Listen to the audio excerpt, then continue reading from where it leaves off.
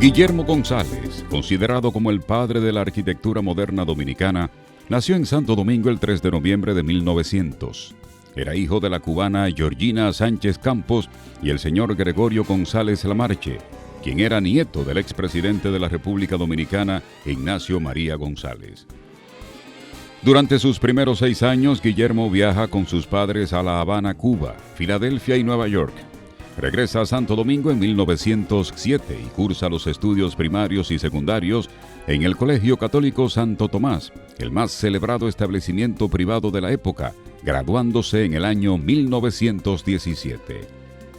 En 1917, Guillermo González entra a formar parte del equipo de dibujantes en el Departamento de Ingeniería y Construcciones del Ministerio de Obras Públicas, durante el gobierno de la ocupación norteamericana, establecido en el país desde el año 1916.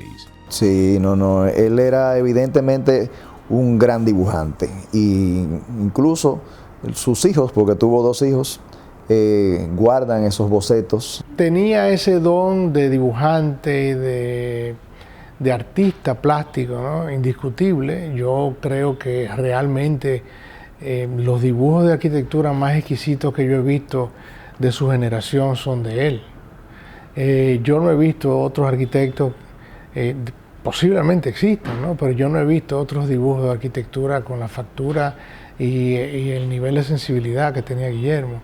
Era un gran dibujante. Hoy en día se desconoce con exactitud los proyectos en los que pudo haber colaborado Guillermo González durante su trabajo como dibujante en el Ministerio de Obras Públicas, pero fue la experiencia adquirida en estos talleres lo que proporciona al joven Guillermo una valiosa formación antes de asumir sus estudios de arquitectura en los Estados Unidos. Él se fue a Estados Unidos, precisamente a Nueva York, y hablaba que él se fue como a luchar. Entonces, ahí hay constancia de que él estudió en Columbia, en la Universidad de Columbia, arte, o sea, de cuestiones de dibujo. Y dejó muchos bocetos, era un gran dibujante, dibujaba, diríamos, todo lo que veía, hacía muchos sketches. El 8 de febrero de 1927, Guillermo González se inscribe en la Facultad de Arquitectura de la Escuela de Bellas Artes de la Universidad de Yale. Según cuenta él mismo, González fue aceptado en periodo de prueba. A pesar de esta situación, Guillermo se compromete confiando en su destreza, logrando cursar exitosamente la carrera de 4 años en solo 3 años, desde 1927 hasta el 1930. Con apenas 1 año en la carrera, González recibe el premio Fontainebleau, otorgado por el gobierno francés, y que le permitiría cursar un verano en la prestigiosa escuela situada en las afueras de París, honor que no pudo disfrutar debido a que solo estaba destinado a estudiantes de nacionalidad norteamericana.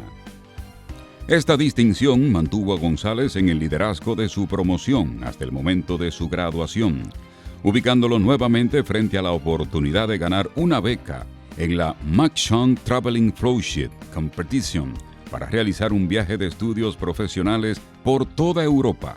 Pero en esta ocasión, el premio fue concedido a su compañero Theodore Warren Lamb. Él había sacado las mejores notas, pero como no era norteamericano, le dieron el premio a un norteamericano.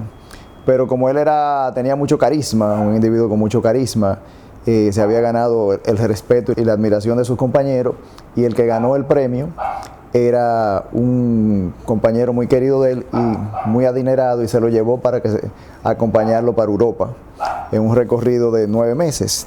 Y allá brevó de todos esos conocimientos y esa arquitectura que se estaba haciendo nueva hacia allá. El viaje por Europa resultó ser de gran impacto para la formación de Guillermo, definiendo sus grandes influencias, convirtiendo al joven dominicano en un arquitecto moderno y vanguardista, acogiendo las ideas racionalistas y el funcionalismo de la época, tendencias lideradas en Europa por maestros como Le Corbusier, Mies van der Rohe y Walter Gropius.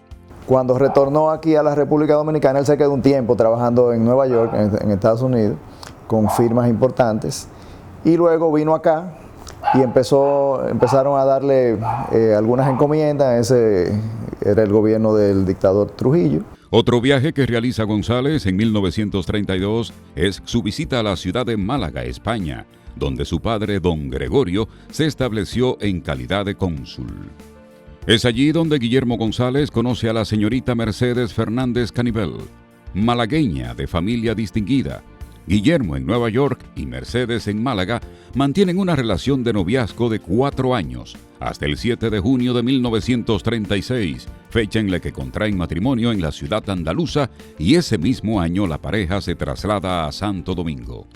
Y en sus viajes él se enamoró de una española, de una malagueña, y sus padres fueron diplomáticos y tuvieron también en Málaga, ahí fue que él la conoció. Y él dejó muchos bocetos de obras de allá en Málaga, España. Del matrimonio González Fernández Canivel nacieron 2 hijos, Jorge y Blanca, quienes en la actualidad residen en la ciudad de Málaga, España. Existe escasa documentación sobre los primeros encargos profesionales de Guillermo González en Santo Domingo. Se le vincula a la realización de trabajos de arquitectura efímera, celebraciones, ferias y exposiciones, como la realización de una columna conmemorativa al cambio de nombre a la avenida José Trujillo Valdés, hoy en día Avenida Duarte. En 1935, González gana por concurso la construcción del Parque Ramfis, conocido hoy como Parque Eugenio María de Hostos, inaugurado el 26 de noviembre de 1937. El parque de estilo clásico y sobrio, de gran elegancia y simetría, fue por décadas uno de los lugares más visitados del país, considerado como la ópera prima de González. Es de las pocas obras del siglo XX que han sido restauradas conservando su uso original. El inicio de la modernidad comienza irónicamente en el centro histórico de la ciudad de Santo Domingo. Para este entonces, Guillermo González se encontraba trabajando en la firma González y González, empresa que lideraba junto con su hermano el ingeniero Alfredo González Sánchez. El propietario de la compañía tabacalera, don Anselmo Copelo, reconoce en los González el talento y la entrega suficiente para encargarles su nuevo edificio de oficinas, que habría de realizarse sobre el eje central del centro histórico, calle El Conde, esquina Sánchez, obra conocida hasta la actualidad como el edificio Copelo. El proyecto del edificio Copelo es muy temprano, es de 1938. Y hay que entender lo que significó ese edificio en su momento en la zona colonial, ¿no? Era como si hubiera aterrizado un platillo volador en el medio de toda esta arquitectura colonial, todas estas construcciones históricas, eclécticas, clásicas, ¿no? Guillermo rompe completamente el paradigma estilístico de la zona y construyó un edificio austero, completamente geométrico, limpio, sin ningún tipo de ornamento, que tuvo gran impacto en el momento. Es en este edificio donde González y González establecen sus oficinas durante varios años, realizando un gran número de trabajos en conjunto hasta su separación profesional tiempo después. Para 1939, después de inaugurado el edificio Copelo, Guillermo, encontrándose aún en España, recibe el encargo para realizar el pabellón dominicano de la Feria Mundial de Nueva York. En esta ocasión, la realización de una nueva obra arquitectónica efímera le proporciona a Guillermo la condecoración como Ciudadano Distinguido de la Ciudad de Nueva York. Durante la participación de González en el pabellón dominicano en la ciudad de Nueva York, recibe el encargo para diseñar el Hotel Jaragua, para muchos su obra maestra. El Hotel Jaragua, sin duda alguna, es su proyecto más conocido a nivel internacional y es una de las obras fundamentales porque no tiene un paralelo en el Caribe. En el mundo no hay un hotel como fue el Hotel Jaragua. Era un hotel de enorme modernidad, de gran racionalidad, de gran pureza, que se adapta al entorno del malecón y se adaptó constructiva y arquitectónicamente a la realidad dominicana sin muchos traumas. Fue una obra muy bien nacida. Hay obras que nacen bien, hay otras que no, que dan brega, ¿no? Esa fue una obra que tuvo muy buena suerte hasta su lamentable demolición en el año 85. El Hotel Jaragua produce una sacudida en la cultura arquitectónica dominicana. Nadie esperaba algo así de moderno, diferente y nuevo. jóvenes estudiosos acudían a la obra a ver lo que estaban haciendo los hermanos González para complacer al Generalísimo, un hotel que representaba los avances culturales y políticos de la República Dominicana ante el mundo, en uno de los enclaves costeros mágicos de Ciudad Trujillo. Sobre el Jaragua que mira celosa tanto esplendor, luna sobre el Jaragua vestirnos quisiera de plata y amor. Era el centro de entretenimiento y de diversión de la época. Ahí era que se iba a bailar todos nuestros ancestros, nuestros abuelos. Era el centro más importante de punto de encuentro. Y la famosa canción Luna sobre el Jaragua evidencia que en esa terraza hubo muchos enamorados y nació mucho el amor. El Hotel Jaragua fue inaugurado el 18 de agosto de 1942. Hasta la fecha no existían antecedentes de un hotel moderno en toda la región. Después del Jaragua, la faja tropical vio el nacimiento de obras como el Caribe Hilton de Puerto Rico en 1949 o el Panamá Hotel en Panamá de 1947. Otras estructuras similares, pero de menor escala, calidad e impacto, continuaban sucediendo en varias islas caribeñas, quienes han reconocido haberse influenciado en el Jaragua. En 1985 se lleva a cabo la demolición del Hotel Jaragua, bajo un acuerdo de dudosa integridad, encausado impunemente desde los despachos de funcionarios públicos del gobierno de turno, a pesar del compromiso del Estado dominicano de proteger los bienes nacionales, patrimoniales y culturales. La oposición se levanta desde una sociedad que miraba atónita, con indignidad e impotencia, pero era la misma obra que se resistía a su demolición. A pesar de las cargas de dinamita, hubo de ser destruido a mandarriazos. Tal barbarie protagoniza uno de los merengues tempranos del cantautor Juan Luis Guerra, Requiem sobre el Jaragua. Le di dinamita, un mate en la tarde, se pasan el día, pegando los cables, le di dinamita, con pico de calle. La oposición se levanta. Por más que le dieron, Jaragua no cae.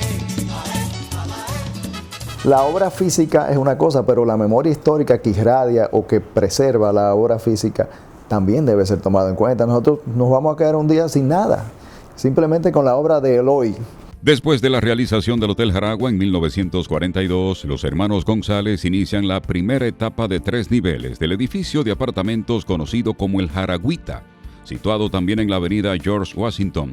En este complejo de edificios, Guillermo instala su apartamento, donde vivió muchos años antes de su muerte. Bueno, el Jaragüita, eso fue un edificio de apartamentos que él hizo junto con su hermano, Alfredo González, que era el que construía las obras, eran socios. Alfredo era contratista y ejecutaba las construcciones. Entonces el Jaragüita era un edificio de 3 pisos, un esquema racional. Le pusieron el Jaragüita haciendo alusión al Jaragua. Ahí, por ejemplo, él al final de sus días fue que vivió. En el último piso se construyó, diríamos, un cuarto piso con una gran terraza, y ahí fue que él vivió su último día y ahí murió. Poco tiempo después de inaugurado el Jaragua, y mientras eran realizadas una serie de residencias privadas de gran prestancia en la capital, González estructura un equipo junto al arquitecto José Antonio Caro Álvarez y el ingeniero Bienvenido Martínez Brea, y realizan 3 obras de especial significado: el desaparecido Hipódromo Perla Antillana en 1944, el Casino de Guibia en 1947 y el Cuartel de Bomberos de la Avenida Mella, también de 1944.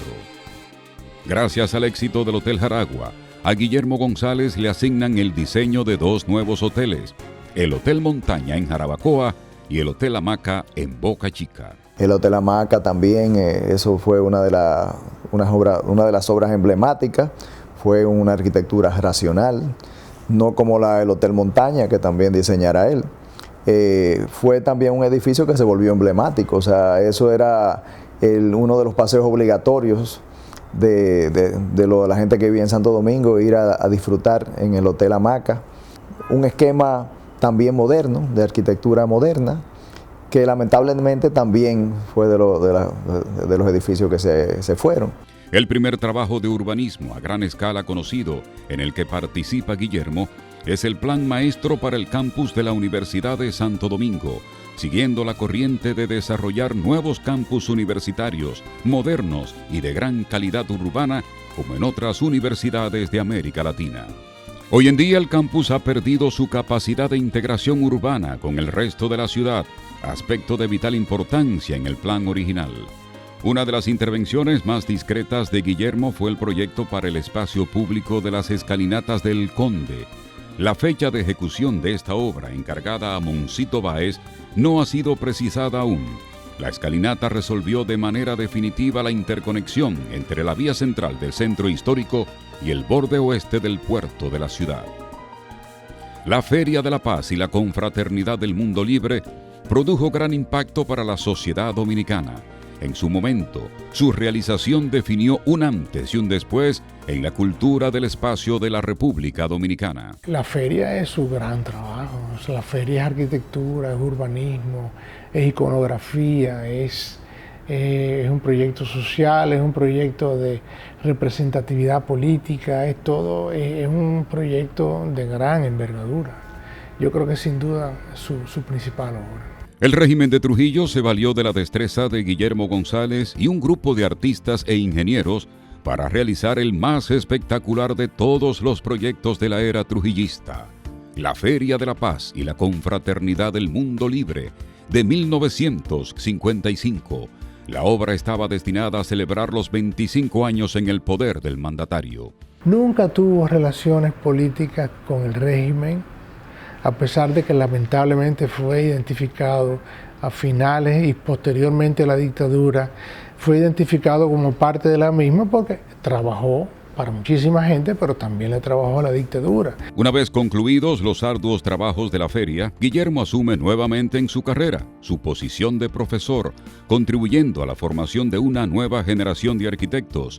Fungió como docente en las aulas de la Universidad Autónoma de Santo Domingo y en la Universidad Nacional Pedro Enríquez Ureña hasta sus últimos días. Se le considera el padre básicamente de la arquitectura moderna, porque el primer edificio verdaderamente moderno que se hizo, racional, y la arquitectura que luego también hiciese,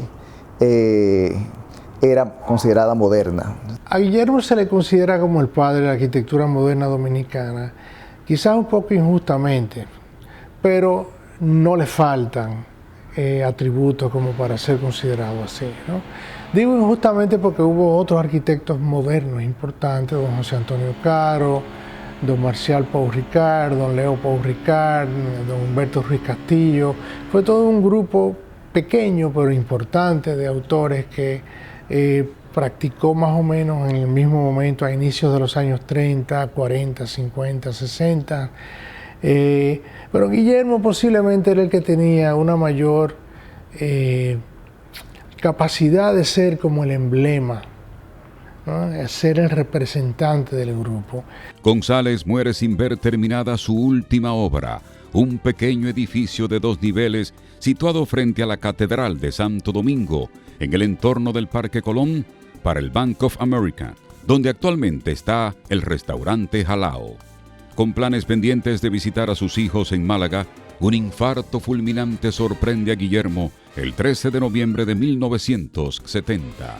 En su honor, se celebra el Día de la Arquitectura Dominicana, el 3 de noviembre, día del natalicio de don Guillermo González. Por su aporte a la arquitectura moderna dominicana, Guillermo González tiene un espacio importante en las páginas de nuestra historia.